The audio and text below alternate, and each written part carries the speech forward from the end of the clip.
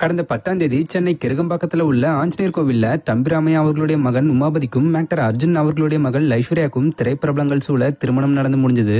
இதை தொடர்ந்து இவங்களுடைய வெட்டிங் ரிசப்ஷன் சென்னை லீலா பேலஸ்ல ரொம்ப பிரம்மாண்டமான முறையில நடந்து முடிஞ்சது. இதுல பல திரைப்பிரபலங்களும் சில அரசியல்வாதிகளும் கலந்துகிட்டு மணமக்களை வாழ்த்திருந்தாங்க.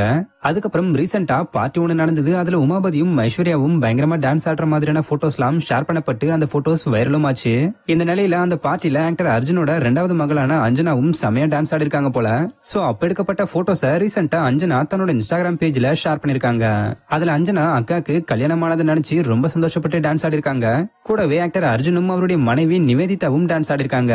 இந்த போட்டோஸ ஷேர் பண்ணது மட்டும் இல்லாம கேப்ஷன்ல அஞ்சனா இது என் வாழ்நாள் ஃபுல்லா நினைவில் இருக்கக்கூடிய இரவுன்னு மென்ஷன் பண்ணிருக்காங்க.